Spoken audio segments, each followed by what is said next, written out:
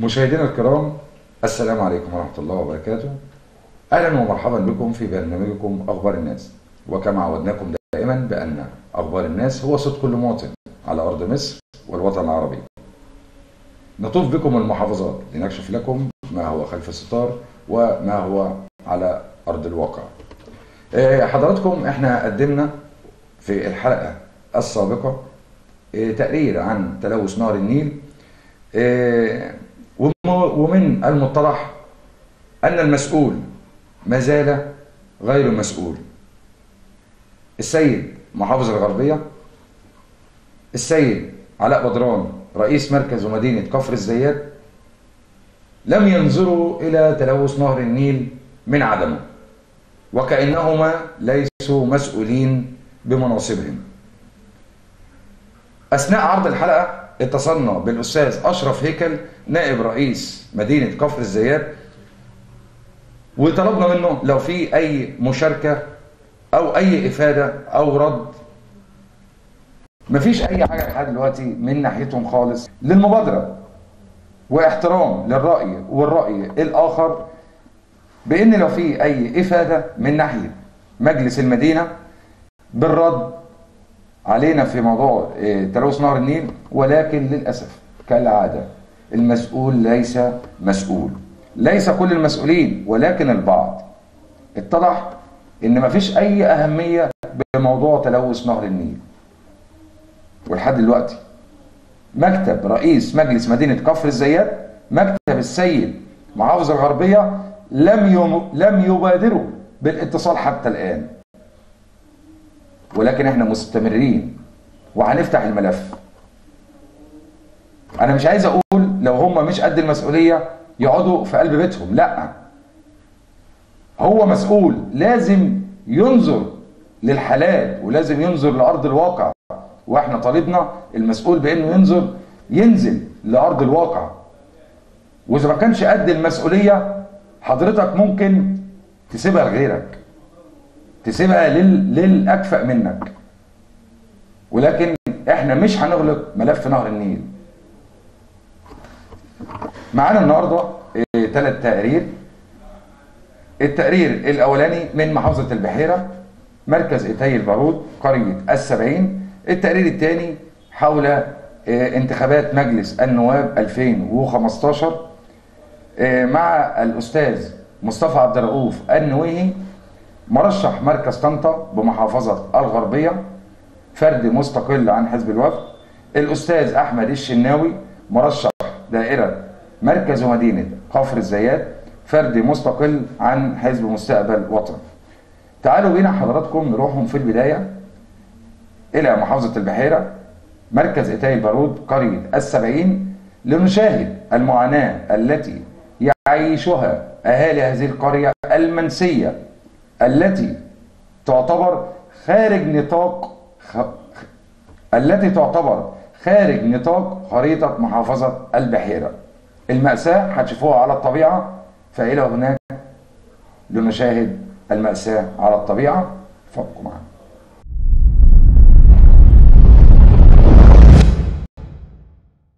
القرية التي ما زالت تعاني الكثير من الهموم، ومن هذه المشاكل التي سوف نعرضها عليكم في حضور السادة المواطنين، من قرية السبعين التابعة لمحافظة البحيرة، مركز إتاي البارود.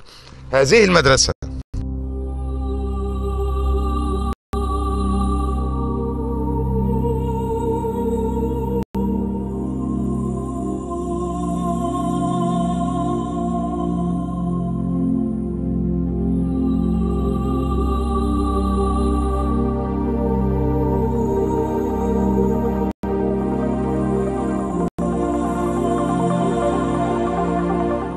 الرئيس اللي عندنا ان المدرسه محدوده بقالها بتاع اكتر من 10 سنين.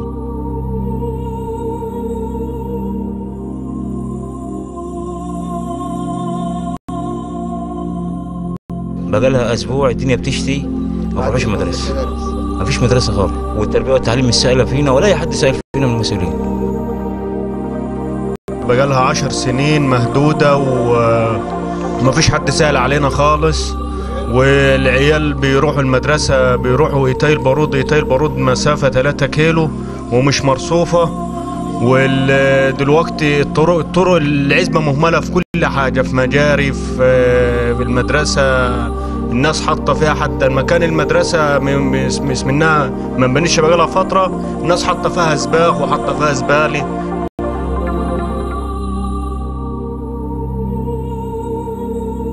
مشكلة مدرسة ال70 ديت بقالها 20 سنة.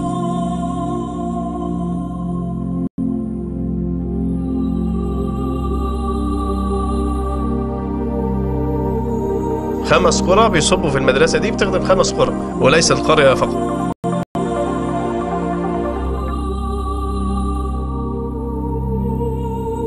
البلد دي كلها عايمة على مية، عايمة على مية، يعني أي بيت هتدخل فيه هتلاقي البلاط بتاعه أو السيراميك بتاعه أو أي حاجة بتاعته مية. طب فين إحنا فين دورنا؟ فين دور البلد؟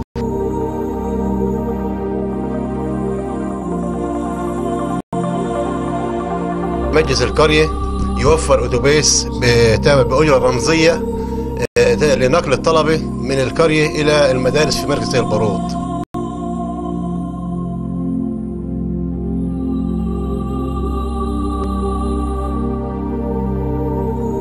مفيش مرافق للعزبة خالص، واخد بال حضرتك؟ لأن رغم إن مكانها ممتاز جدا وبينها وبين إيتاي حوالي 1.5 كيلو يا دوبك.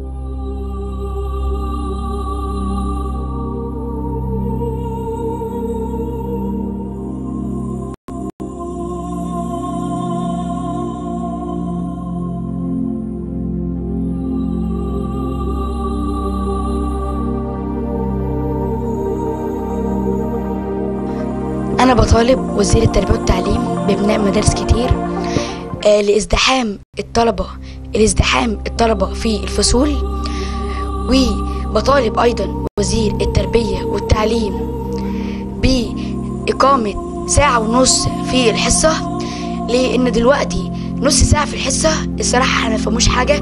الأستاذ يا بيعلم الكواريس يا بينده على قائمة الأسامي يا بياخد الدرجات، مش عارف الصراحة.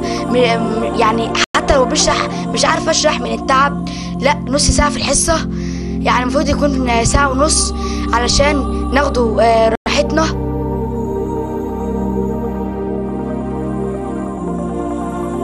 وبعد أن استمعنا إلى شكاوي أهالي قرية ال70 وعلى وعد بفتح ملفهم الذي لم يغلق من برنامج أخبار الناس، وسوف نتابع بزيارة وأخرى حتى تتحول هذه القرية إلى قرية نموذجية في كل شيء.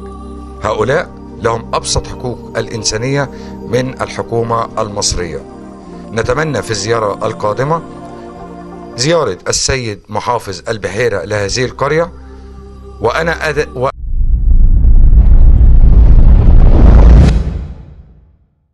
أهلا بكم بعد التقرير.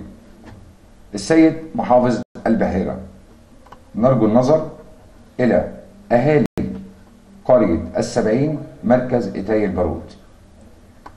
بتمنى من حضرتك زيارة سريعة غدا أو بعد غد لتشاهد على الطبيعة ما قمنا بتصويره، والمشاهدة على الطبيعة أسوأ مما رصدته الكاميرا. مشكلة مدرسة حضرتك كانت موجودة، اتزالت على وعد بعد سنة يتم بنائها، 10 سنين لحد دلوقتي المدرسة في انتظار بنائها. الأطفال مات كتير، اتصاب كتير، ورصدنا بعض الحالات في التقرير اللي فات. يا ريت حضرتك تنظر لقرية ال70 وساعتها هنقول لك تعظيم سلام، لأن حضرتك من المحافظين الهمام فعلا. تعالوا بينا نروح للتقرير التالي مع الأستاذ مصطفى عبد الرؤوف النويهي، مرشح مجلس النواب عن دائرة مركز طنطا 2015، لنتعرف على أهم الهموم والمعاناة التي تؤرق أهالي مركز طنطا بصحبة الأستاذ مصطفى عبد الرؤوف النويهي، والذي دعانا في جولة تفقدية داخل مركز طنطا فإلى هناك.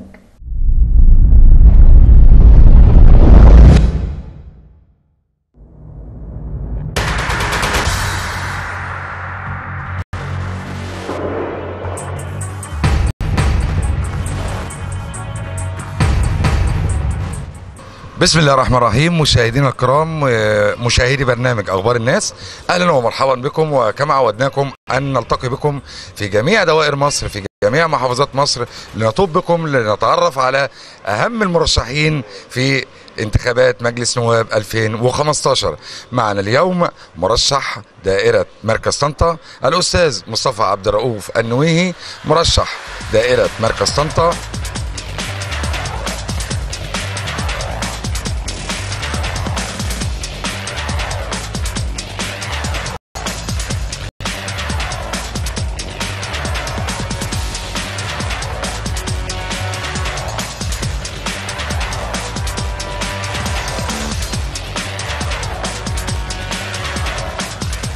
اطلب يشوف مصالح الناس ويهتم بالتعليم.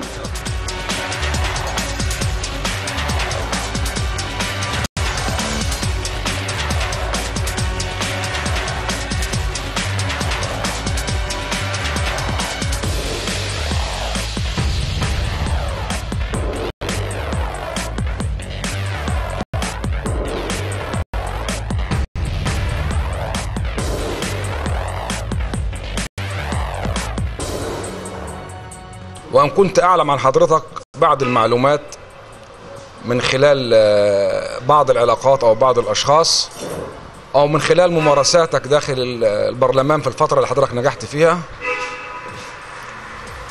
وأعلم أن حضرتك مرشح عن حزب الوفد، وأنا في الحقيقة عاتب على حزب الوفد. هل أنت حضرتك إضافة لحزب الوفد أم الوفد يضيف إلى حضرتك؟ هكمل حضرتك الكلام وحضرتك يبقى علقة بزمن ده.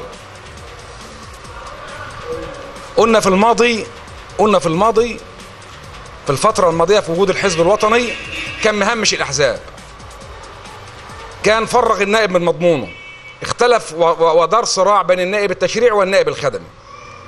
قامت الثورة في 2011،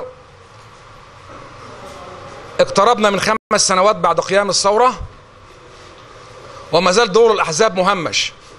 هل كان العيب في سياسة النظام اللي كانت موجودة أو في سياسة الدولة، أم العيب في الأحزاب اللي كانت موجودة؟ كان في فرصة لحزب الوفد، هو أقدم الأحزاب، أن كان يبقى ليه كوادر في الشارع، كان يتحرك النهاردة ورا مرشحه بكوادره وبقاعدته الشعبية اللي موجودة في الشارع وفي أرض الواقع. كنا نتمنى ده من دور حزب الوفد. الحاجة الثانية، الصراع دائم والجدل واقع ومثير بين مجموعة من الشباب وبين ناس كبار في السن وبين حاجات بتصار وتقال الآن إن مصر اتغيرت ومصر عايزة تتغير، احنا عايزين نائب تشريعي، عايزين مش عارف. طيب هل حضرتك بوجود أنت حضرتك مقيم في مدينة حبيش، وطبعا أنا عارف في إقامات تانية ماشي ما علينا، إنما الجذور والإقامة تعتبر في مدينة حبيش، في قرية ريفية مثل محلة منوف. يخفى عن الجميع او عن البعض ان دور النائب، لو جبنا نائب مثلا في الكونجرس الامريكي، النائب ده مهيأ له كل ما يحتاجه من ناس معاونين، من اجهزه موجوده، من معلومات بتلبى اليه حتى يمارس دوره التشريعي كما ينبغي كنائب. طيب النائب عندنا هنا شايل هموم الدنيا كلها على دماغه. نائب المدينه قد يختلف عن نائب الريف، لان المدينه ممكن تكون ما فيهاش مشاكل كتيره زي الريف، صرف صحي ومدارس ومش عارف ايه وتربيه وتعليم وصحه ومستشفيات وطرق، همومها كتير القريه. لما نيجي النهارده نقول لاي مرشح وليكن الحاج مصطفى احنا عايزين وعايزين وعايزين وعايزين الحاجات دي كلها، الحاج مصطفى واي مرشح من المرشحين لامس المشاكل اللي موجوده في كل الدايره او في كل قرى مركز طنطا وفي خرف، فكله هو لامسه. النهارده لو اي واحد نائب النهارده كتب ليه النجاح لوحده مش هيعمل حاجه. زي ما قال التواصل، ان انا قضيت فتره في مجلس الشعب اتواصل مع هيئه دايرتي، من خلال التواصل ده ومن خلال سياسه الدوله اللي ممكن تكون موجوده، ممكن يساهم في شيء يحل بعض المشاكل الموجوده. فاعتقد ان النائب لما نقول النهارده عايز نائب تشريعي هذا لا يكفي لوحده. النائب الخدمي خاصة في الريف محتاجينه أكتر من النائب التشريعي، محتاجينه أكتر من النائب التشريعي. عندنا مشاكل كتيرة جدا، منها قانون الخدمة المدنية الموجود اللي حطوا السم في العسل فيه. فحضرتك فاحنا النهارده كل اللي بتمناه من حضرتك ومن امثال حضرتك ان الانسان يكون عنده جواه حاجتين، يكون عنده قدرة على العطاء ويكون عنده ضمير، لان الضمير لو موجود والقدرة على العطاء موجودة والتواصل مع الناس هتلاقيه متواجد في الشارع، هتلاقيه فاتح له مكتب، هتلاقيه عامل له كوادر في الشارع. ادام هو مش قادر من خلال حزبه انه هو وصل ده او حزبه ما ساعدوش، ممكن تلاقي ليه قاعده شعبيه توصل له المعلومات وتوصل له المشاكل وتساعده في حل المشاكل دي. حضرتك قلت كلام كويس جدا، فانا ما اقدرش اظهر ان انا اكون كذاب قدام حضرتك، بس انا الحقيقه بقول دائما وابدا حزب الوفد هو حزب المصريين، واحنا كلنا كمصريين لا زلنا بنعاني من عدم الألفة وعدم التوافق والصراعات السياسية. فإذا حضرتك حزب الوفد افترضنا ما حزب المواطن اللي في حزب الوفد ما هو زيه وزي حضرتك، في خلافات سياسية وفي صراعات داخلية وفي مشاكل كتيرة مش وقتنا الحالي، إنما نأمل إن شاء الله إذا استمرت الدورة حضرتك إن حزب الوفد هيعالج مشاكل، وأنا أفتكر إن الهيئة العليا لحزب الوفد والمكتب التنفيذي قادر على ان يحل المشاكل الخاصه اللي حضرتك اتكلمت عليها. كان ان هو عنده فرصه يتبوأ. احنا حضرتك لسه بنعاني من المرحله السابقه، ال3 سنين او ال4 سنين اللي بعد ثوره 25 يناير وبعد ثوره 30/6، الصراعات السياسيه اللي كانت موجوده في الدوله ما كانتش تقدر تدي فرصه لاي حزب انه يعيد بناء نفسه. عشان بس ما نكذبش على بعض. كيفيه التواصل حضرتك انا ان شاء الله من اولوياتنا جوه البرلمان ان في مجلس محلي قادم ان شاء الله. المجلس المحلي القادم اتمنى من الله سبحانه وتعالى يكون في شباب وفي رجال بتاخد انتخابات المحليات.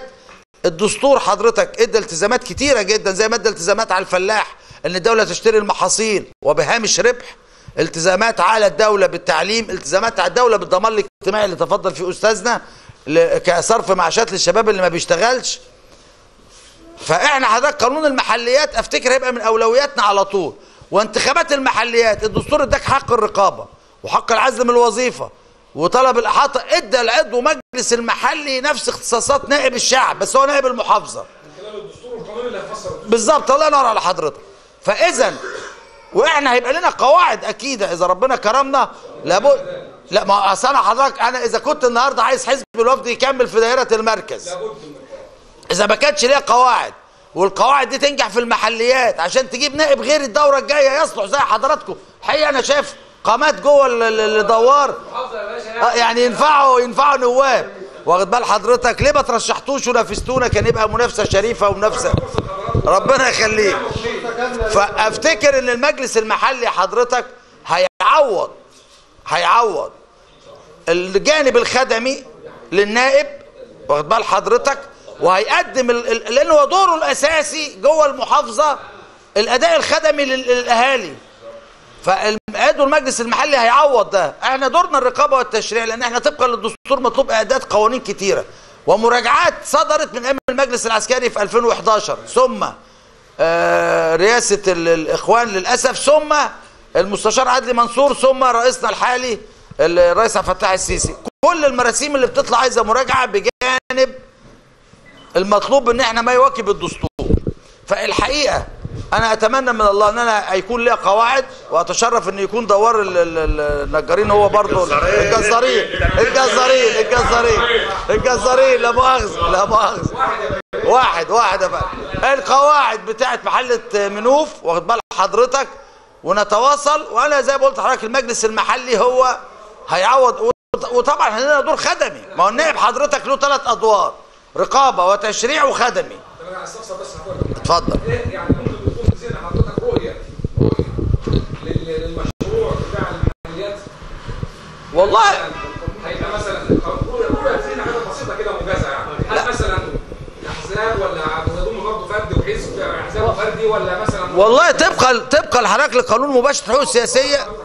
ما هو شوف، اصل في يا فندم دلوقتي في قانون اتحط اسمه قانون مباشره الحقوق السياسيه، هنراجعه. واحنا بنراجعه سيادتك لازم في التواصل اللي انا اتكلمت عليه. يعني حضرتك انا لما اجي اتواصل حضرتك راجل بتشتغل في السياسه، هندي لحضرتك القانون ونشوف اعتراضاتك عليه. مش حضرتك لوحدك، احنا هنطالب من كل قريه 5 مع سيادتك يطلعوا على القانون ويناقشوه. قانون الفلاح هنطالب الفلاحين يقولوا لنا رايهم. ما احنا دلوقتي بنفقد الشفافيه. احنا دايما انا في اضراب النقل في 2008 2010 كنت بقول يا ريس يا حكومه خلوا في شفافيه للقرارات اللي انتوا عايزين تقولوها، قولوا للمواطن الحقيقه. يعني حضرتك عايزين نقول للمواطن حقيقه الموقف، احنا فين من الدوله؟ اعيشوا معاه المشكله، لان مصر المواطن المصري الحقيقه اذا عاش المشكله مع الحكومه هيساعد الحكومه في حلها. انا اللي بخليه ما يساعدنيش، لان انا في الاخر برجع اقول اللي جاي والحكومه عايزه تعمله هتعمله، الحكومه مش عايزاني اشارك، وده كان سبب في عزوف الانتخابات في المرحله الاولى. فاحنا حضرتك الياتنا التواصل. القانون حضرتك من خلال قانون مباشر الحقوق السياسيه، افتكر المجلس المحلي مش هيبقى فيه تعديل قوي زي ما كان في القديم، 4 أو 5 بيمثلوا القريه حسب الكثافه السكانيه، ثم حضرتك لاعضاء المركز، ثم لاعضاء المحافظه. هو نفس التدرج، لان كان في خطه اللي هو تقسيم الجمهوريه ل4 مناطق مجتمعات عمرانيه اللي كان الرئيس، عشان حضراتكم تعرفوا ان الغربيه ملهاش حيز. هل النهارده الصح حضرتك ان احنا نحول الشباب بقانون؟ طبعا التشريعات والادارات اللي حضرتك قلتها كلها الحقيقه انت عندك حق فيها مهلهله، والنظام الاداري في الدوله مهلهل. هل النهارده نحط حضرتك ضوابط مع المشروعات الصغيره والقطاع الخاص وضمانات الموظف في القطاع الخاص يكون له ضمانات قويه جدا ما له وما عليه، ونفعل حضرتك المشروعات الصغيره في مجموعات شباب لدعم الانتاج القومي في البلد، ولا كلنا هنقعد نسعى الى الوظائف داخل الدوله؟ طب ما انا ما اتحولتش يا فندم، حضرتك نسيت الناتج القومي. ما انا النهارده كدوله مطلوب ان انا اديك مرتبات، الدوله هتديك مرتبات منين؟ ما اذا ما كانش عندي ناتج وداخل انا كدوله، لان الدوله هي بتمثل الشخص، الدوله بتمثل الاسره، بتمثل القريه، بتمثل المركز، بتمثل الجمهوريه على الاخر. انا النهارده برضو ما انا عايز انهض بالشباب، ادربه، اعلمه. المشروعات الصغيره والكلام هذا جزء من الحل وليس كل الحل. ماشي، طب هذا جزء من، ولكن لابد من هذه دوله ولها قوام ولها مؤسسات ولها ثروات، لابد من تعيين الشباب. الحقيقه انظر حضرتك الى جميع الدول الافريقيه، اقل دوله افريقيه دلوقتي بتعين الشباب بتاعها. السودان اللي كانوا بييجوا يشتغلوا هنا ويقعدوا على الرصيفه، شوف الجنيه السوداني دلوقتي بكام. بس خلي بال حضرتك، والناس دي احنا اللي علمناها، واحنا اللي علمناها الاقتصاد وعلمناها اداره الدول وعلمناها الكلام ده كله. يبقى ازاي كدوله زي جمهوريه مصر العربيه توصل الى هذا التدني بهذه العقول وبهذه العلماء وبهذه الثروات وبهذا؟ ما ده دور مجلس الشعب اللي جاي. البيروقراطيه زائد الحكم الاداري اللي عندنا الحقيقه، زائد حضرتك الشباب كله عايز الوظائف في الدوله، دي مشكله برضه. مش عايزين عضو خدمات، عضو يعني لا خالص. انتهى هذا العصر يا فندم. انا عايز انقل الشعب اللي جاي، انا عايز انقل حضرتك، لو مش هيشغل الشباب وهيشوف حال الدوله، الشباب نفسه هو اللي هيتقلب على مجلس الشعب وهيحله. والله يعني والله يا فندم، انا بقول لحضرتك يا فندم، الهند مليار و200 مليون، الصين مليار برضه وكذا مليون. النهارده حضرتك الشباب مش يعني احنا لو انتظرنا الدوله اللي تعيننا مش هنخرج من عنق الزجاجه. لازم ما انا حضرتك النهارده لو حضرتك جبت لي 5 شباب من محله منوف، نوجد مشروع صغير، عندنا اليات، عندنا من الخبره. طب الحل فين حضرتك؟ الحل ان الصندوق الاجتماعي بيجي له حضرتك المنح بفايده 1%، بيبيعها للبنك ب 8%، البنك بيبيعها للشاب ب 16%. لا، انا عايز الشاب يبتدي ب 3% فوائد. الحاجه الثانيه حضرتك يعني منظومه التعليم لازم تتعدل في جمهوريه مصر العربيه. طبعا انا معاك في دي. والقضاء على ظاهره الدروس الخصوصيه. اكيد انا مع حضرتك. لان اولياء الامور ما ترشحتش ليه يا فندم في المجلس وريح؟ انا ما كنتش عيني اصلا. المشكله ان احنا نستبدل الاراضي او نشتري من الاوقاف ويبتدي نبني مدارس تستوعب وننهض بالتعليم. ما هي الدوله حضرتك اذا ما اهتمتش بالتعليم ولقينا حلول للنهوض بالتعليم مش هنخلص. لازم حضرتك يبقى في انشاء مدارس جديده، لازم يعني حضرتك كل الفصول اللي 70 تلميذ و80 تلميذ والاستيعاب والمرحلتين في يعني اليوم الدراسي بيبقى فيه مرحله الصبح ومرحله بالليل، كل دي الحقيقه مشاكل. يعني انا عايز اقول حاجه يا اخوانا، احنا حضرتك لو قعدنا نتكلم في المشاكل اللي موجوده في مصر بيتهيألي عايزين نقعد هنا 10 ايام في محله منوف، وشرف ليا ان انا في محله منوف. انما الحقيقه ازاي نبني جسر تواصل بين المواطنين وبين النواب او بين اللي هينجحوا ان شاء الله، ان احنا نوضح حلول المشاكل. اكيد انا النهارده لو سالت هلاقي ارض اوقف في محله منوف، هلاقي ارض منفعه عامه، هلاقي ارض املاك دوله. لازم يروح يطرح لرئيس الهيئه ده ونقول له ادينا فدان هنا وادينا فدانين هنا عشان يتعملوا مجمع مدارس. لابد عشان نقدر ننهي على ازدحام الفصول، ونقدر ننهي من يمه تانية على الدروس الخصوصيه. عشان احقق كل الرغبات لازم نتكاتف كلنا. انما ما هو حضرتك لما تشوف العزوف بتاع المرحله الاولى هينتج عنه نواب شكلها ايه؟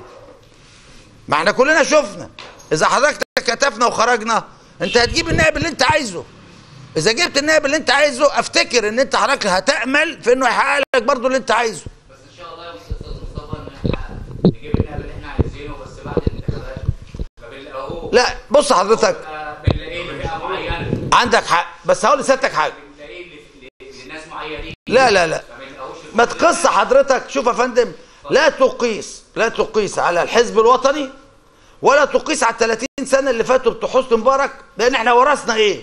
سوء تعليم، صحه، فساد اداري، امراض، فشل. ما انا جاي لحضرتك يا فندم، فشل كلوي، سرطانات، فيروس سي، كلنا شايفين الوضع. حضرتك ما تقيس انا ضد الدعايه الحقيقه الغير عاديه في القرى. يعني حضرتك النهارده احنا بنرجع تاني لورا، ما بنتقدمش. ما هوش بالظبط كده. فانت حضرتك ما تحاسبنيش تقول لي ان انت لما تنجح مش هلاقيك ازاي يعني. لا حضرتك، لا انا يا فندم انا بتناقش يا فندم وتحاسبني.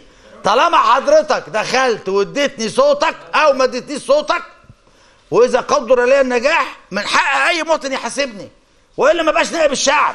ازاي؟ حاسبني يا فندم. انا ما بقولكش ما تحاسبنيش، بس بقى يعني انا عايز اقول مش عايزين ناخد من المرحله بتاعت ال 30 سنه اللي فاتوا ونبني عليها جسور عدم الثقه اللي موجوده.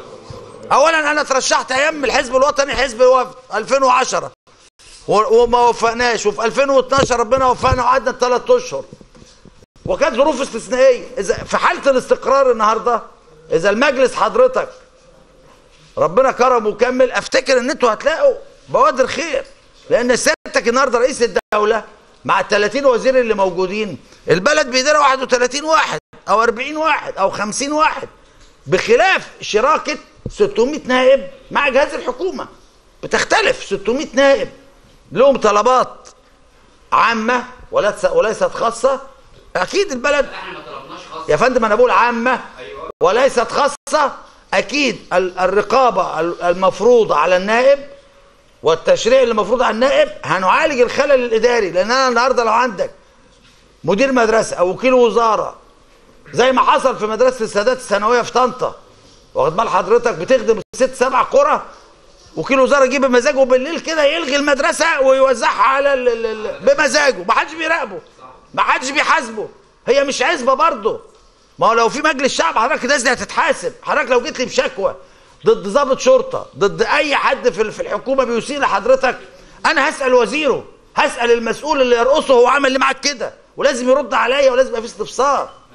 بس هي في الاخر يا اخوانا هي علاقه منظومه. بالظبط، هي المنظومه هي العلاقه يعني. ان شاء الله يا استاذ مصطفى نتمنى لك التوفيق. ربنا يكرمك. بعد النجاح على طول عشان خاطر الاسفلت بتاع محل فلوكم ووزير الميه اللي احنا بنشرب منها. دي مش انا عندي الميه بتنزل في البيت لونها بني والله العظيم. يعني هي الحقيقه. هنيجي لحضرتك بعد النجاح نيجي نبارك لك قوي كمان عشان خاطر الاسفلت وعشان خاطر الميه الصرف الصحي. انا اكمل لحضرتك. لا الصرف الصحي شغال. طب كويس. بس الميه جهود ذاتيه ولا حكومه؟ لا يعني هو اتفضل. بسم الله الرحمن الرحيم. احنا تشرفنا بسم الله الرحمن الرحيم. احنا تشرفنا بالاستاذ مصطفى الدوره اللي فاتت في وجهه عندنا هنا الدوار، وكنا ملابسينه وواقفين جنب منه حتى تم النجاح، بس ما كملش الدوره بتاعته لان اتفك المجلس.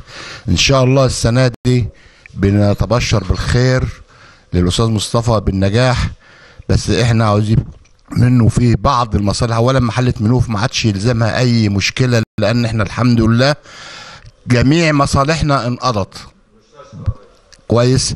المستشفى يا حبيبي جايه مستشفى مركزي. مين اللي بيقول السؤال المستشفى هنا؟ حماده مين؟ دور كده يا عم. المستشفى محله منوف بقت مركزيه، هتتهد، جاي لها قرار ازاله المستشفى والنقطه، هيتعملوا من القريه الى مركز، مستشفى مركزي، وتم الاعتماد وهيجي في اول السنه. ادي بالنسبه لمحله منوف. النهارده المطلب الاساسي الوحيد اللي هو الغاز، وجالنا جوابين للغاز المنازل. بنطلب من الاستاذ مصطفى بس يقف جنب مننا حتى يسهل لنا عمليه الغاز في المنازل، لان احنا جالنا كوحده محليه وكمجلس محلي جوابين اتنين بان محله منوف داخلها غاز، وده المطلب الاساسي بتاعنا. حضرتك الحقيقه يعني عشان انا ما كنتش ببين عليك، طالما حضرتك قوانين الدوله يا اخوانا، عشان حضرتك طالما في مجاري تابعه للحكومه يبقى لازم انت تكون في الخطه بتاعت الغاز على طول. ان شاء الله اذا حصل لنا نصيب انا بوعدك ان ندفع هذه الخطه لتنفيذ الغاز في القريه ان شاء الله. في برضو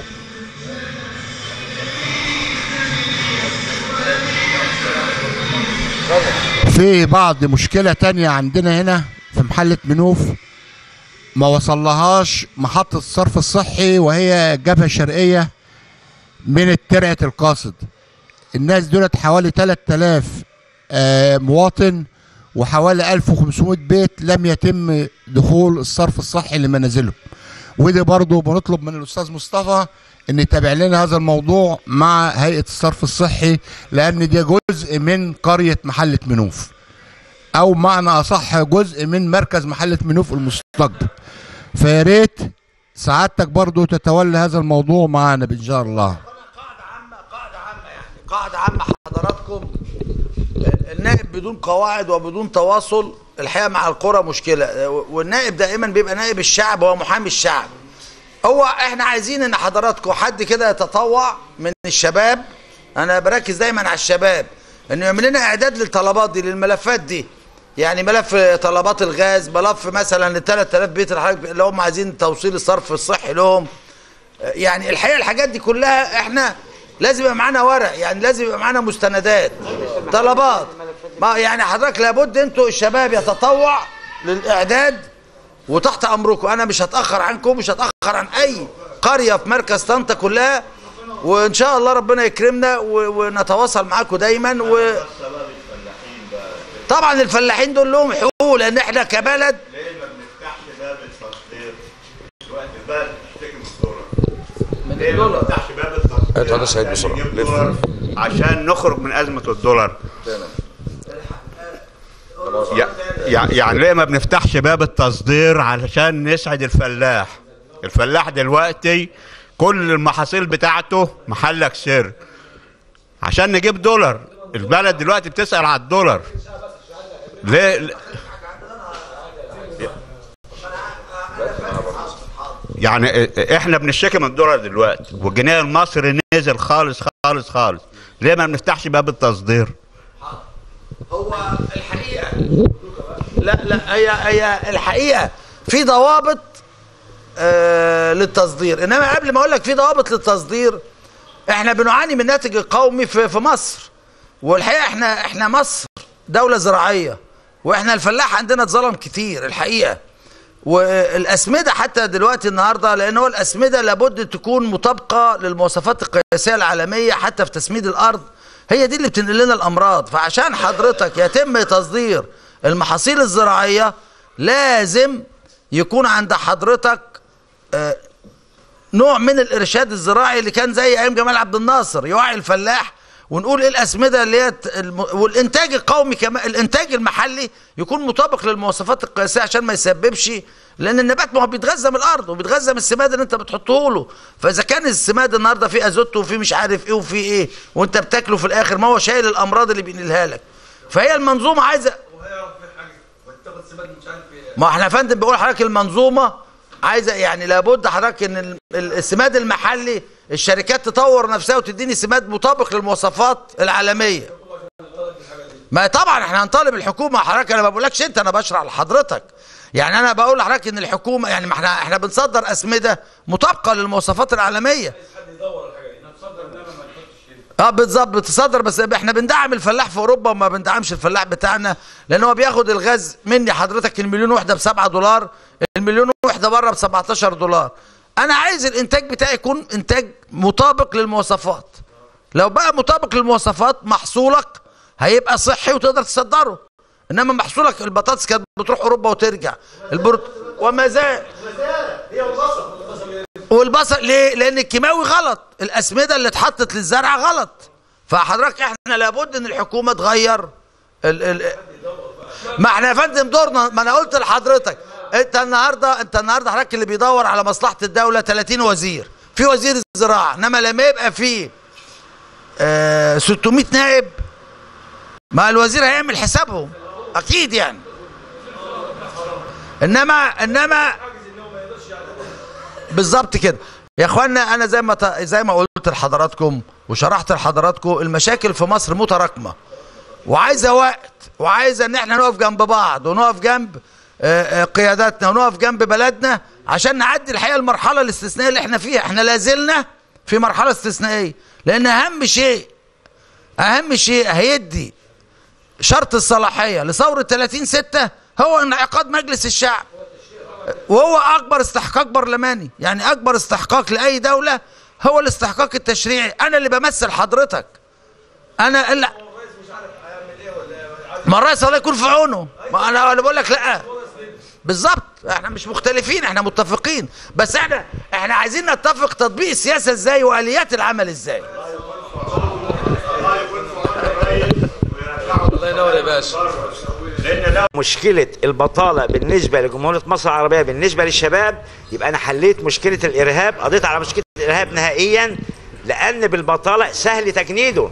أنا الشاب دلوقتي بيتخرج معاه بكالوريوس معاه دبلوم، أقل بيت دلوقتي فيه 2 أو 3 عاطلين. أصحاب الدخول البسيطة والشباب اللي مش لاقي شغل يطالب الحكومة بأنهم يلاقوا لهم شغل. يعني احنا هنا بنعاني من مشكلة القمامة، بندوخ كل يوم الصبح عشان اخد الشنطة فيها البتاع وامشي كيلو ارميها في المكان بتاع القمامة. الصرف الصحي موجودة، عندنا مشاكل المستشفيات موجودة، عندنا مشاكل كتيرة عديدة، بس طبعا كلها مؤجلة لبعد موافقة نجاح مجلس الشعب. المشاكل اللي بتقابلنا دلوقتي الزبالة كلها في قلب الترم، يبقى الفلاح هيسقي ازاي؟ يوضعوا حل للزباله بتاعتهم ديت علشان الفلاح يعرف يزرع ارضه. النهارده بتيجي تزرع بتنزل بريح النهار في قلب الميه، تسلك مصفى تسلك بجامون كلها زباله. ما تنفعش العمليه دي. يعني يوضعوا حل للزباله اللي في البلد علشان البجامونات تنطق. بس حضرتك احنا قريه ريفيه زي اي قريه موجوده في دايره مركز طنطا. الهموم هي الهموم والمشاكل هي المشاكل، مشاكل متعلقه بالتعليم، مشاكل متعلقه بالصحه، مشاكل متعلقه بموضوع التنميه المحليه والحكم المحلي، مشاكل متعلقه بالفلاح. الفلاح دلوقتي بيصرخ، الفلاح بيصرخ مش عارف يعيش. اقول له حس بالغلابه، يعني ايه مش في قبل الانتخابات الكلام حلو وهعمل، لا احنا عايزين بعد الانتخابات. ايه اللي هيحصل؟ تيجي هنا احنا عندنا مشاكل كتير اللي قبل كده اتكلموا فيها، مشكله الميه، مشكله الصرف الصحي، كل ده عايزين حد يحس بينا. كل ده حاجات كتيره مفيش داعي لحد مصطفى. ربنا ان شاء الله باذن الله يعني عشمنا في ربنا خير ان هو هيبقى يعني باذن الله، وهنقول له كل مطالبنا اللي احنا عايزينها. القريه بتاعتنا بتعاني من موضوع الصرف الصحي. ليه؟ لان احنا حاليا مطروحين في خطه الصرف الصحي لكن مش عارفين نطبقه. قريه منشيه لقاف مطروحه السنه دي بالنسبه للهيئه القوميه لمياه الشرب. والله الرساله اللي احنا عايزين نوجهها، عايزين مجلس تشريعي محترم يليق بمصر الجديده ويليق بالثورتين، ثوره 30/6 وثوره 25 يناير، يليق بالحاجات اللي المفروض انها تتعمل في الاونه الاخيره دي. والله اهم المشاكل اللي بتواجه الدايره موضوع الصرف الصحي، موضوع الامراض بتاع فيروس سي، ما برضه فيروس سي، يعني في كل حته برضه موضوع فيروس سي. ان العالم كلها فلاحين والبلاريسيا تعبتهم وجابتهم فيروس سي. فانا بطالب لوزير الزراعه ان هو ينشئ حديقه الاطفال عشان نلعب فيها، ونتبسط. أنا بقول لكل الناس انزلوا شاركوا في الانتخابات، صوتنا ده أمانة، صوتي طوبة في بناء الوطن. بقول لهم كلهم انزلوا شاركوا، قولوا صوتكم، ما تجاملوش حد. لو أخوك ولا أبوك ولا جوزك ولا أي حد مش مناسب ما تنتخبوش، انتخبي اللي أفيد واللي أصح، اللي هو اللي يستاهل، اللي هينفعك، مش عشان ينفعك أنت بس، هينفع أولادك وهينفع وطنك. صوتنا ده مش مستقبلنا، ده مستقبل وطن بحاله.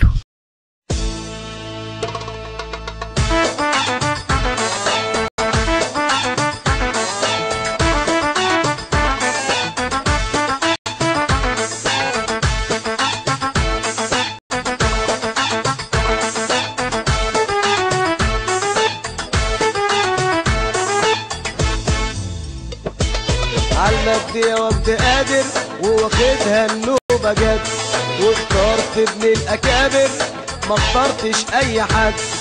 عالمادية وابد قادر وواخدها النوبة جد، واخترت ابن الأكابر ما اخترتش أي حد.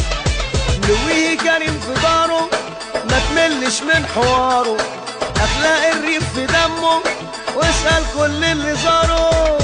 مصطفى النويهي، مصطفى النويهي، مصطفى النويهي، مصطفى النويهي. اسأل كل اللي زاره، شخصية من اللي هي بتشوفه تلاقي نفسك واقف تدي التحية.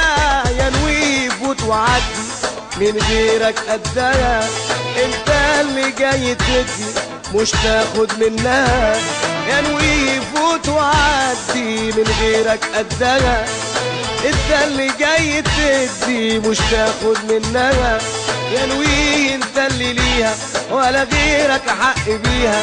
يا نوي انت اللي ليها ولا غيرك حق بيها.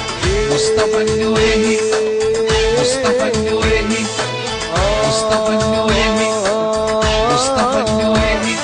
طاهر وايدك نظيفة، شبعان نفسك عفيفة، وداخلها عشان غلابك ما انتش محتاج وظيفة. من يومك وانت باشا بتقول للظلم حاشا، وتشرف اي مجلس وتنور اي شاشة. الوفد اختارك يا مصطفى، والحسن مسارك يا مصطفى، ما يجيبها الا انت يا مصطفى، يا عريس الدلتا يا مصطفى. ليك رب اصيل يا نويهي وملكش بديل. يا نويهي كلنا بنحبك يا نويهي وهنفضل جنبك. يا نويهي وياك نهضتنا يا مصطفى، وعمر دايرتنا يا مصطفى، وهنديك صوتنا يا مصطفى بكامل ارادتنا. يا مصطفى عالبركة ويلا يا مصطفى، منصور ان شاء الله. يا مصطفى، يا مصطفى، يا مصطفى.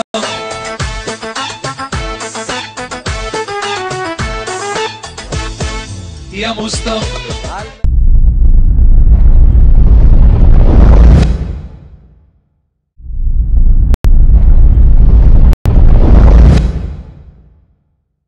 صوتك أمانة. انزل وشارك، قول رأيك، اختار. لازم نحدد مستقبل مصر. الخريطة المصرية الجديدة يجب أن تكون عن طريق المواطنة، اللي هو حضرتك، أنا وإنت وكلنا. لازم ننزل في المرحلة الثانية، ولازم نتحدى نفسنا من المرحلة الأولى. اوعى تعزف عن صوتك، اوعى حد يخدعك. اللجان مؤمنة، الشرطة في خدمتك، الجيش في خدمتك. ما فاضلش الا حاجة واحدة بس، ان حضرتك تنزل يوم 22 و23 علشان تقول صوتك. صوتك هو اللي هيحدد مستقبلك، صوتك هو اللي هيحدد مصر رايحة على فين. مش عايزين نقعد في البيت، انزل واتعب. حضرتك اتعب شوية لكن هتلاقي بعد كده مستقبل افضل. ما تخليش حد يقول لك ده الانتخابات بعد 3 شهور هيتم حلها، ده الحكومة بعد مجلس النواب هيتم حل. لا لا لا لا لا، دي خريطة مصرية لازم كلنا نشارك فيها. إذا ما شاركناش فيها حضرتك حتى إنك تقول يا ترى مصر رايحة على فين؟ إحنا في إيدينا نخلي مصر أحسن بلاد العالم. وزي ما قلت لكم في الحلقة اللي فاتت، كل العالم بيضرب تعظيم سلام لمصر. صوتك أمانة، انزل وشارك يوم 23 وما تكسلش أرجوك، علشان الرئيس السيسي في مبادرة بتشغيل الشباب وزيادة عدد المصانع والاستثمار. والله في مصر جديدة، بس احنا ننزل نشارك، نقول نعم لا بحرية ايا كان المرشح اللي انت هتختاره. واحنا هنا في اخبار الناس بنقدم لكم نماذج مشرفة. مش اي حد بيطلع في برنامج اخبار الناس الا لما يكون عند حسن ظن جماهير اهالي الدائرة. تعالوا بينا نروح كفر الزيات محافظة الغربية ونلتقي في حوار مع الأستاذ أحمد، مع المحاسب أحمد الشناوي، مرشح مجلس النواب 2015 عن دائرة مركز ومدينة كفر الزيات بمحافظة الغربية، فردي مستقل. هنطوف معاه في كفر الزيات وهنشوف رأي الأهالي وهنشوف رأيه وبرنامجه وهنتعرف عليه أكتر، لأن من حق حضرتك إنك أنت تتعرف على المرشح اللي ما يعرفكش على نفسه ما تدوس صوتك. من حقك إنك أنت تعرف المرشح ده مين، بيشتغل إيه، برنامجه إيه، هو مين، هدفه إيه وعايز إيه. مش التسابق على البانرات واللي يعمل بانر اكبر واللي يعمل لا لا لا لا لا، مش ده مجلس النواب. مجلس النواب ان حضرتك تدي للبلد، تديها انجازات، تديها تشريعات، تديها قوانين، تديها خدمات. تعالوا هنا حضراتكم الى كفر الزيات مع السيد المحاسب احمد الشناوي مرشح مجلس النواب 2015.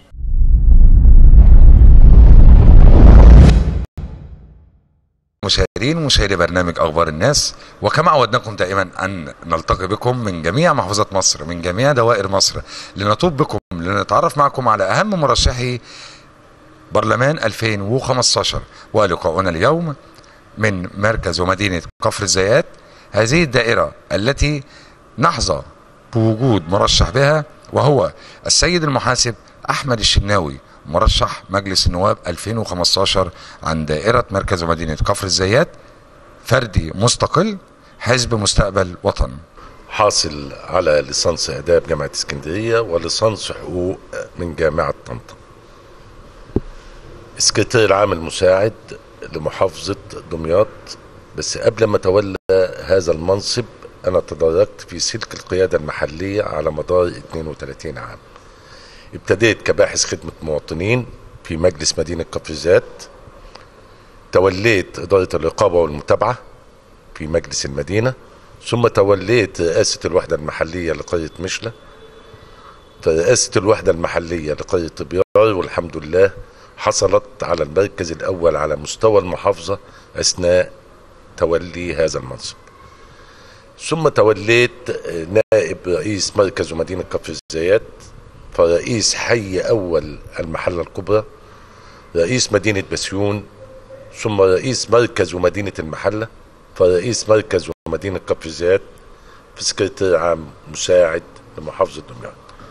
هو كل واحد يمكن شايف نفسه انه هو ممكن يقدم خدمة للمواطن. المواطن دلوقتي عنده وعي كامل وعنده فهم عالي جدا انه هو ينتقل اصلح، اللي فاهم مشاكله، اللي فاهم الحلول اللي ممكن يحققها له، مطالبه مين اللي يقدر يجيبها له. فعنده فرصة كبيرة لان هو ممكن يختار افضل العناصر الممكنة لتحقيق مطالبه واحتياجاته الفعلية. فدي تعتبر ظاهرة ايجابية وليست سلبية. الانتقاء للافضل، الانتقاء اللي فاهم مشاكل المواطن، اللي كان عايش بينهم، اللي حاسس بيهم، اللي كان فاهم مطالب المواطن يعني للاسف مر بمرحله عصيبه جدا، ولا بد ان يجد من يقف بجانبه. يبقى لازم يكون فاهم مطالبه، فاهم حقوقه، فاهم هو محتاج ايه، ويلبي هذه المطالب. فدي تعتبر يعني فرصه كبيره جدا للناخب ان ينتقي افضل العناصر الممكنه التي تحقق مطالبه. وانا عايش مع المواطنين على مدار تاريخي في مدينه كفر الزيات. خدمت في معظم المواقع التنفيذيه كموظف الى ان وصلت سكرتير عام مساعد لمحافظه دمياط. معظم مشاكل المواطن انا عشتها وحاسس بيها، وتجاوبت في بعض الفترات في حدود عملي مع تحقيق بعض هذه المطالب. التنفيذي للأسف الشديد ما يقدرش يحقق كل ما يتمناه المواطن، مكبل ببعض القوانين واللوائح، مكبل ببعض اللامركزية ما تطبقيش إلى الآن في المحافظات. أنا أول مطلب إن شاء الله سأطالب به في قانون الإدارة المحلية تحقيق اللامركزية للمحافظات، إعطاء السلطة الكاملة في حدود الاختصاصات الممنوحة له للمحافظ والسيد رئيس المدينة، لأن رئيس المدينة أو معالي المحافظ بيبقى مكبل ببعض القوانين التي تعيق تنفيذ ما يتراءى لصالح المواطن، لا تخضع له بعض الهيئات والإدارات والوزارات. فلا بد من تعديل ذلك لتحقيق خدمة المواطن. في بعض التشريعات، بعض القوانين للأسف الشديد طلعت زي القانون 119 لسنة 2008 ولائحته التنفيذية في 2009، ده محتاج بعض التعديلات. فده هيبقى مطلب أساسي لتحقيق الفائدة المرجوة من القانون. قانون الخدمة المدنية في بعض السلبيات، فعن طريق اللجان بإذن الله لو لنا نصيب وحالفنا التوفيق بإذن الله سنحاول أن نعدل بعض هذه التشريعات التي تتجاوب مع مطالب المواطنين في القرى والمدينة. توجد بعض السلبيات اللي موجودة في المجتمع، احنا بإيدينا مع الحكومة بإذن الله سنحاول أن نتلافاها لتحقيق خدمة المواطن. مركز مدينة كفر الزيات، أهلي وإخوتي وأبنائي، أنا بخاطبكم كمواطن وليس كمرشح انتخابي. صوتك أمانة. البلد محتاجاك فعلا، البلد محتاجاك ان انت تقف جنبيها، البلد محتاجة لصوتك. الدولة ان شاء الله قائمة، وضعت أرجلها على السلم الصحيح، ابتدت ترتفع. لازم كلنا نقف مع الدولة، لازم كلنا نعرف حقوقنا في صوتك. الصوت أمانة وسيحاسبك المولى عز وجل عنه. لابد أن تعطي صوتك لمن يستحقه، لابد أن تعطي صوتك لمن يحافظ على كيان هذه الدولة ومؤسساتها، لابد أن تعطي صوتك للأحق. وربنا من قلبي أنا بدعوها والله كمواطن، ربنا يوفق دايرة مركز ومدينة كفر الزيات إلى الأفضل وإلى الأصلح، وندعو الله جميعا أن يكون قلبنا على قلب الدولة، نكون بنحافظ على كيان هذه الدولة، نحط إيدينا في إيد الحكومة وفي إيد الرئيس، نعدي هذه المرحلة بأمان وسلام لتحقيق آمال وتطلعات المواطنين. ومجلس النواب للأسف الشديد الناس لسه عندها عامية، وفي ناس برشوة الفلوس، بس مجلس الشعب عاوز راجل فاهم عشان تشريعي في المقام الأول. بس للأسف الناس أغلبية الناس عامية ما هيش فاهمة. والله هو المشاكل في الدايرة ما يعني ان الفلاحين طبعا الكيماوي، وانت عارف ان احنا بلد زراعية، فالفلاحين الكيماوي الصرف بتاعهم في الجمعيات والكلام دوت، واحنا كمصانع طبعا برضو في عبء علينا الكهرباء، والكهرباء غليت وكل حاجة غليت. فيا ريت حد من المسؤولين ولا حد من ترشح يعمل لنا حاجة في البلد. البلد فيها حاجات ناقصة كتير وفيها امكانيات ضعيفة جدا، وهنا المصانع عندنا واقفة وفي كهرباء زيادة وفي حاجات زيادة علينا وعيب. معلش ما فيش شغل في البلد برضو، ما فيش عايزين بس حد يحسن البلد ويطور في البلد شويه، مش اكتر من كده. ربنا معاهم، ولازم كلنا ننزله، لازم كلنا ننزله، وحط اللي انت عايز تحطه. انت لا مؤاخذه خلي بالك، حط صوتك لاي حد، بس المهم اللي احنا ننزله كلنا. المفروض يهتموا بالبلد، واحنا بنختار الاصلح بامر الله، وربنا يوفق. اقول له بالتوفيق ان شاء الله، وربنا يوفقك. كان احنا بطلب بقوانين جديده، الشعب بيحاول يتصلح، المجاعه ديت تفك شويه، الناس تكون في مشاريع كويسه، الناس تشتغل والناس تروح والناس تيجي، في فلوس الناس رايحه جايه، ما يبقاش في مجاعه زي البلاد الثانيه مثلا، او يحصل ثوره تاني ولا الكلام ده. عايزين البلد حاله تصلح بس، يعني مش اكتر. اطلب منه البلد ومصلحه البلد، اكتر من كده ما فيش يعني. وبعدين النائب اللي معانا ده ربنا يا رب يوفقه يا رب، لانه هو اصلح واحد للبلد. الاستاذ احمد الشناوي هو اصلح واحد لكفر الزيات بجد والله. طلب واحد بس هو اللي احنا طالبينه منه، ان هو بس انا لما اطلع يعني، اما انا الاقي شغل، الاقي فرص عمل لي انا، عشان خاطر اما اطلع بعد كده ما بقاش سوء للمجتمع، ما بقاش حرامي مثلا، بلطجي، ما بقاش حاجه زي دي. وباذن الله احنا كشباب هندعم استاذ احمد الشناوي، باذن الله هندعمه في الحمله الانتخابيه. اطلب اللي هو يدعم الشباب ويبني لنا مستقبل حلو، عايزين واحد نعتمد عليه. احنا عايزين الصالح للبلد، والراجل ده محترم. يكون في نظام جديد خالص للاعضاء في مجلس الشعب، مش زي النظام الفاسد اللي عدى ولا اللي بعده اللي عدى برضه، لان احنا دايما بنتمنى ان يكون في اعضاء جادين، ان هي تجيب حقوق المواطنين، مش زي السنين اللي عدت ان كل واحد بيدور على مصلحته الشخصيه بس. ويا ريت والمعاشات تزيد، ويا ريت فعلا زي احنا ما عرفنا قبل كده ان الرئيس السيسي يقلص شويه من صلاحيات اعضاء مجلس الشعب، لان في اعضاء كتير بتخش يا جماعه علشان فعلا صلاحياتها بس بتحقق اغراض شخصيه زي ما احنا عارفين. فاحنا يا ريت السنه دي يكون في بجد اعضاء صالحين، ناس وطنيين تجيب حقوقنا بس مش اكتر.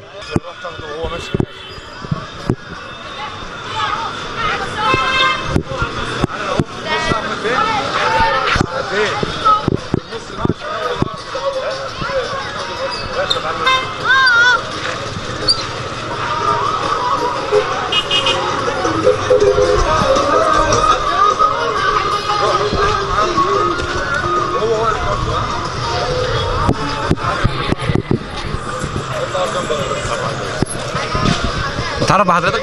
احمد محمود من كفر الزيات. اهلا وسهلا. تطلب ايه مجلس النواب القادم؟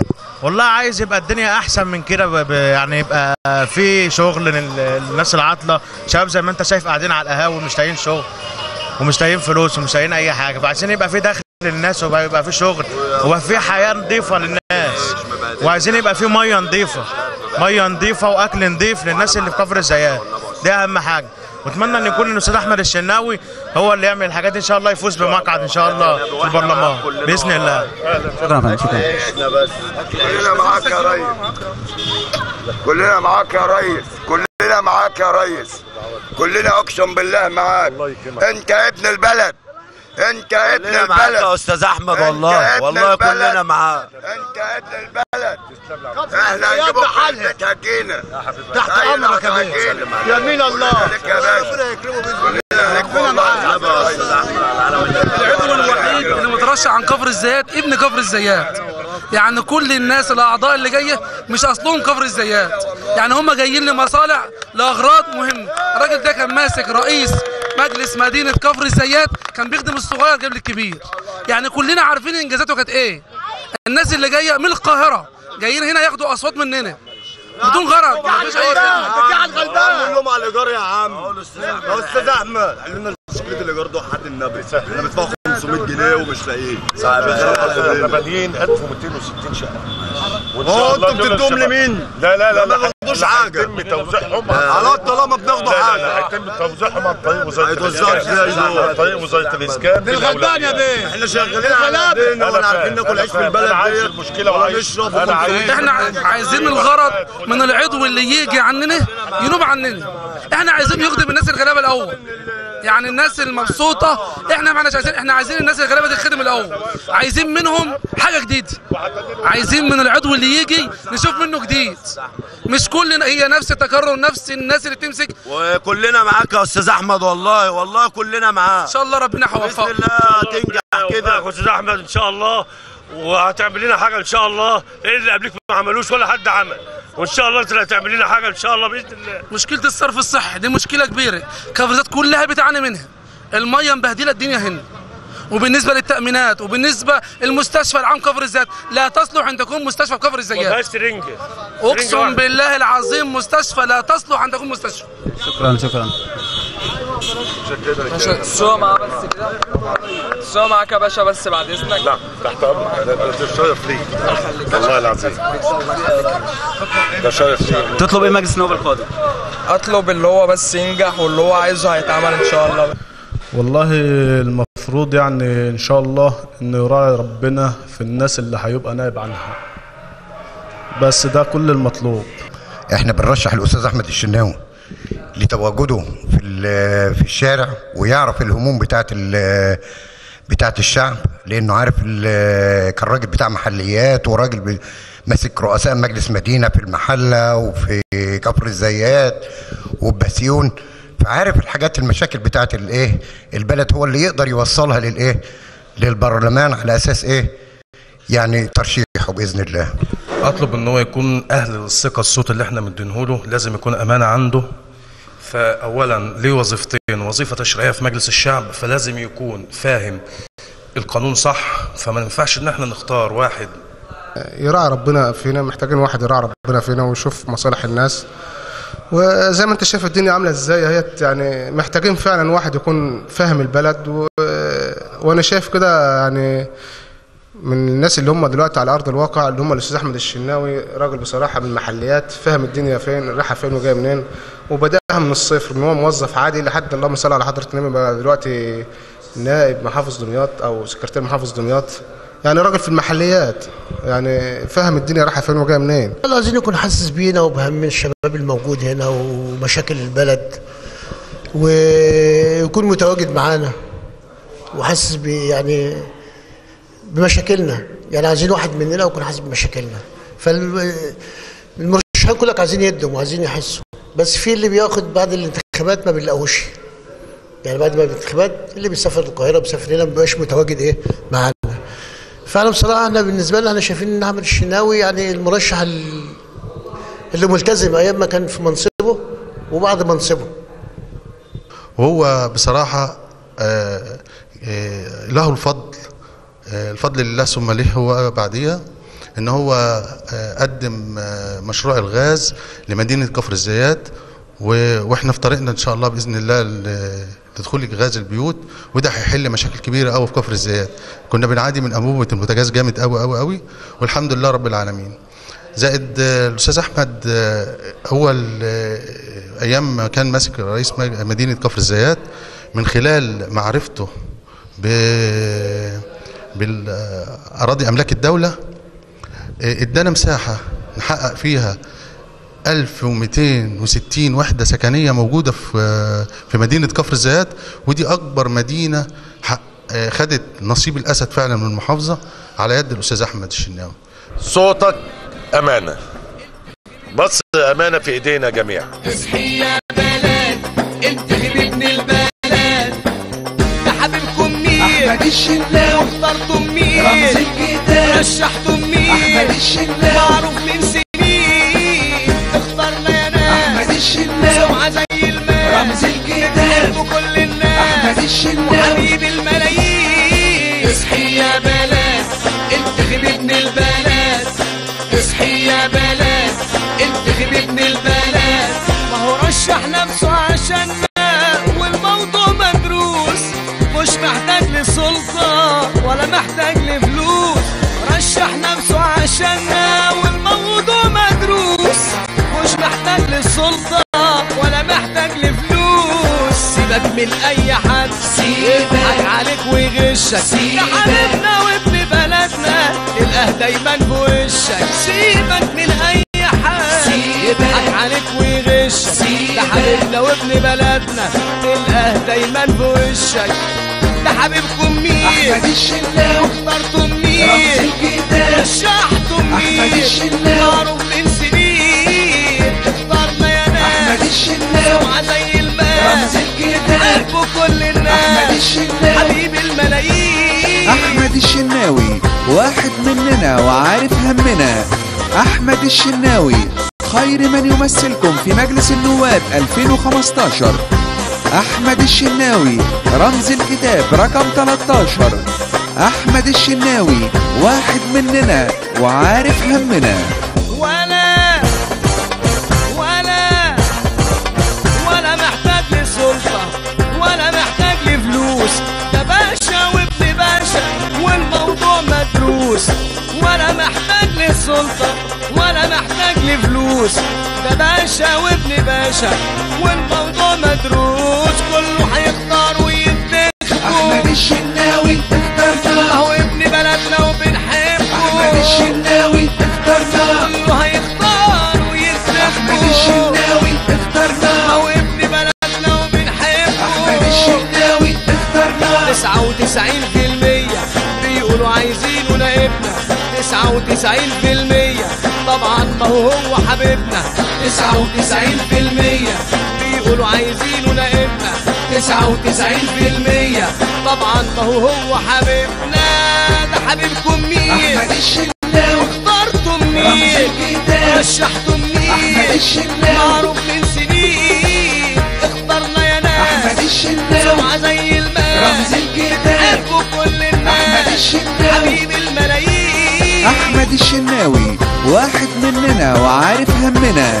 أحمد الشناوي خير من يمثلكم في مجلس النواب 2015. أحمد الشناوي رمز الكتاب رقم 13.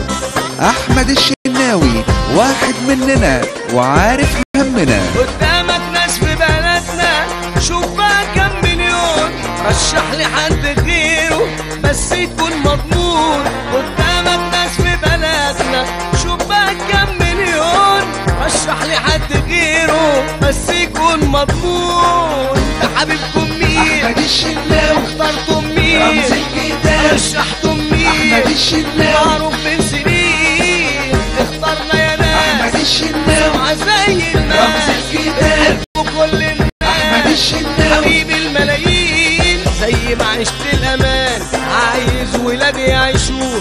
ده حبيبنا وابن بلدنا والناس كلها حبوه. زي ما عشت الأمان عايز ولادي يعيشوه. ده حبيبنا وابن بلدنا والناس كلها حبوه.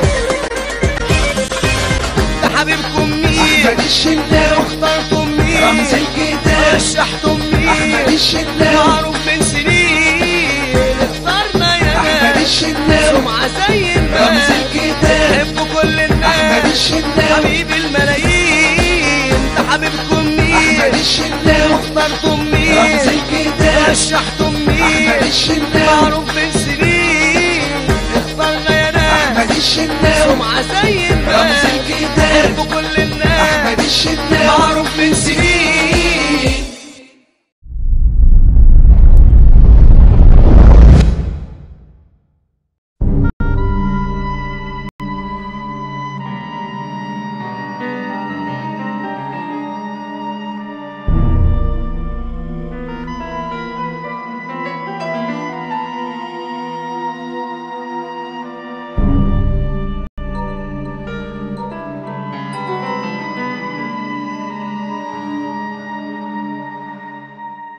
معانا حالة إنسانية من كفر الزيات محافظة الغربية، ومعانا والد الحالة والحالة نفسها، ونتعرف بوالد الحالة. رمضان محمد حسن يونس من كفر الزيات وموظف بالشركة المالية. تعرف بيكي؟ هي رمضان محمد حسن طالبة في التجارة المشتركة. ايه حالة بنتك يا عم؟ مشكلتها من أول ما اتولدت وهي كانت نازلة بكيس على النخاع الشوكي، وبعد كده فوجئت بقيت الدكتور بيقول لي إن هي هتستغرق منك عمليات ياما على طول حياتها، ومن سنة 99 لحد دلوقتي وأنا بعمل لها في عمليات. طبعا ده اضطر مني إنني ولا بقبض من الشركة ولا أي حاجة، وبضطر إن أنا بغفر بره عند معرض البركة. وغير كده حضرتك يعني أقل حاجة يعني حتى الكرسي اللي هو بكهرباء ده عشان تعرف تروح بيه المدرسة مش موجود. وكل ما أروح الشؤون الاجتماعية علشان أطلب معاش لها ولحالتها يقولوا لي طالما أنت موظف مالكش حاجة عندنا، فأنا مانيش عارف أعمل إيه ولجأت لسيادتكم.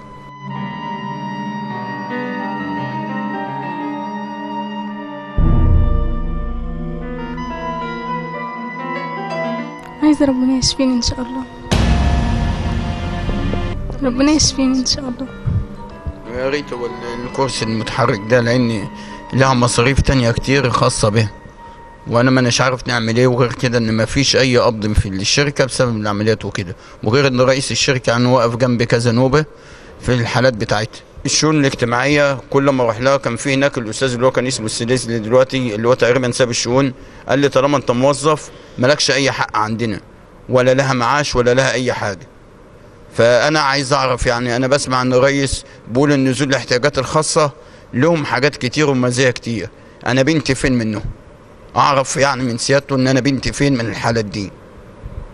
يعني لو كانت هي حالات بصدق صحيح، طب أنا بنتي موجودة هي، ولولا إن أنا يعني اتعرف بيا الأستاذ عادل والأستاذ محمد ما كانش حد سمع عني، زي ما أنا ما حد سمع عني من سنة 99 لحد دلوقتي. لما بالصدفة اتعرفت بالأستاذ عادل الطباخ وبالأستاذ محمد شاهين، والله يبارك لهم. يعني هم يعني مش عارف يعني بيخدموني من كل يم. ودي حالة بنت بالكامل، من تركيب صمام لزرع نخاع شوكي. كرسي متحرك بكام؟ أقل واحد ب 11,500 ونص. أقل كرسي متحرك ب 11,500 ونص. وأنت يا أمنية عايزة إيه؟ أنا طبعا عايزة كرسي متحرك، لأن أنا بروح المدرسة بمعاناة، وأخويا لازم كل يوم يتأخر عن المدرسة، يا إما بابا يقعد من الشغل عشان يوديني، لأن ماما طبعا عندها القلب وما بتقدرش توديني. وأنا طبعا ما بعرفش أروح بالكرسي ده لأن صعب جدا في الشتاء، فبقعد في الشتاء. ونحن كبرنامج أخبار الناس بنضم صوتنا لصوت أمنية، وبنسأل السادة المسؤولين هل يستجيبوا لأمنية أمنية؟ كان معكم عادل الطباخ، برنامج أخبار الناس مع محمد شاهين.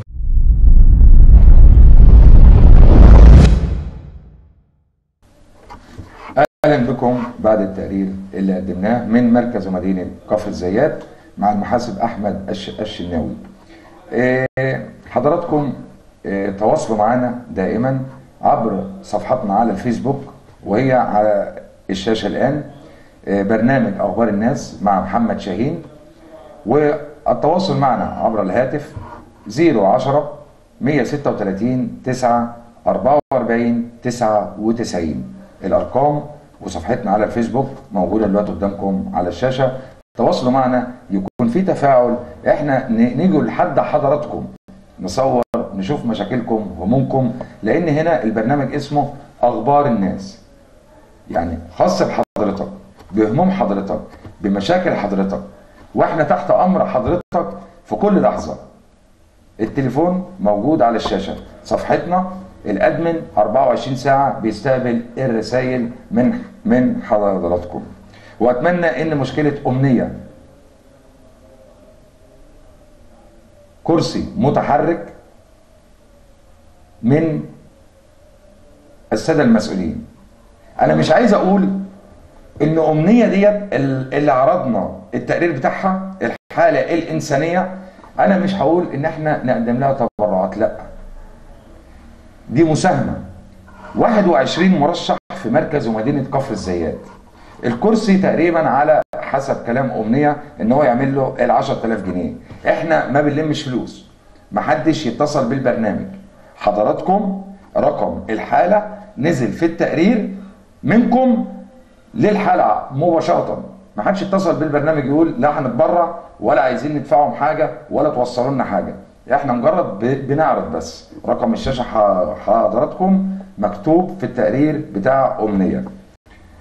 لو ال 21 مرشح في كفر الزيات اللي بيعملهم البنرات وبيتسابقوا على اكبر مساحه من البنرات، مش دي انتخابات، لو كل مرشح اتبرع بقيمه 2 بنر لبنت دائره كفر الزيات امنيه التي ما زالت في انتظار تحقيق امنيتها حتى الان لتذهب الى المدرسه لطلب العلم. فانا بلوم على مرشحي مركز ومدينه كفر الزيات لانتخابات 2015. امنيه عندكم عنوانها على الشاشه في التقرير اللي فات، رقم تليفون والدها الذي لا حول له ولا قوه موجود. ولو حد قدم اي مساهمه صدقونا الحلقه الجايه نضرب له تعظيم سلام ونقول له شكرا وجزاك الله كل خير لتحقيق امنيه.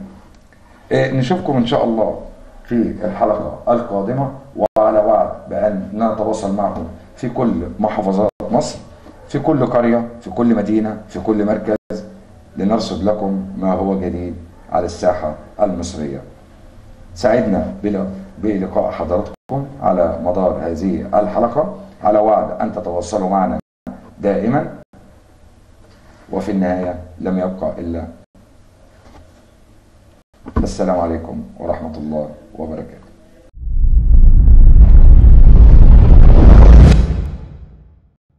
وبحب السيدي قوي قوي قوي قوي وبحب مصر قوي قوي قوي وتحيا مصر تحيا مصر تحيا مصر.